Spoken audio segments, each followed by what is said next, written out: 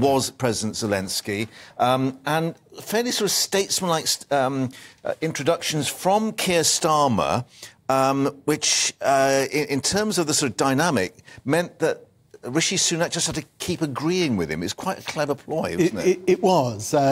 Look, I think it was good that the House showed how united it is, but certainly Keir Starmer made some very statesmanlike pronouncements, and it was difficult for the Prime Minister then to come back and say anything but, yes, I agree. He didn't have the opportunity in the same way to make the grand oratorical gestures that Keir Starmer did. But I thought it was really good that Keir Starmer put that out there. I thought it was very good that he reminded the country that actually it was the Labour Party that founded NATO. He was very keen to get that in.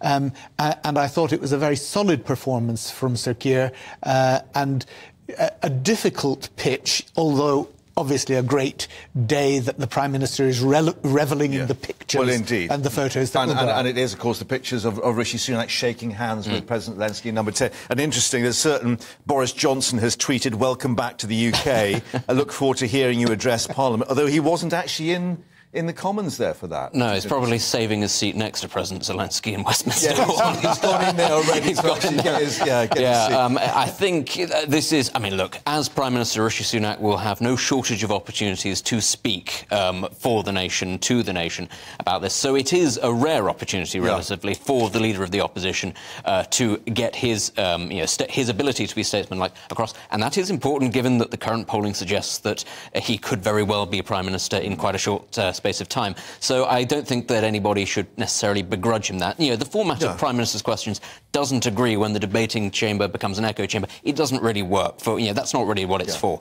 I thought it was, as we discussed before, it's a good opportunity to show that this is an area on which most MPs are united. But even given that, there were one or two little sort of barbs in there, with Keir Starmer asking about the whole issue of Ukrainian reconstruction, blocking Russian assets, and I don't think Sunak really answered that, did he? No, and I think it's, at this point in time, I think it's very difficult if you are a national leader to make sort of firm commitments, because actually it's still really up in the air what is going to happen. As much as Keir Starmer can, Rishi Sunak can say, we are committed to a Ukrainian victory this year, that is very far from a foregone conclusion. And there is, of course, the nightmare situation, potentially, where Russia, if not succeeds, but comes out of this stronger than it went into it.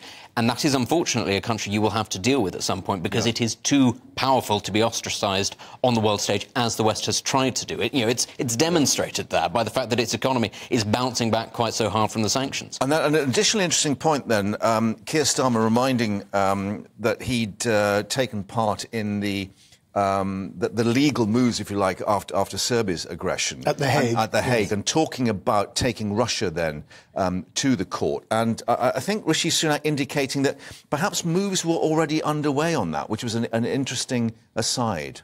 Yes, look, the war crimes that have taken place and are now beginning to be documented will have to be brought to global account.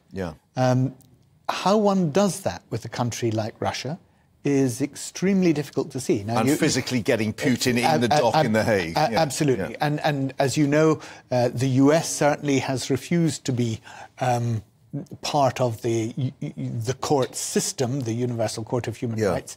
And I have a feeling that Russia will feel that what's good enough sauce for the goose is good enough sauce for it. And it may cause all sorts of complications at United Nations. But, I mean, just the direct quote that he had was he hopes that the first indictments will follow soon. So perhaps there will be some kind of official announcement at The Hague on that. Yes, let's hope so, because the evidence is now mounting up.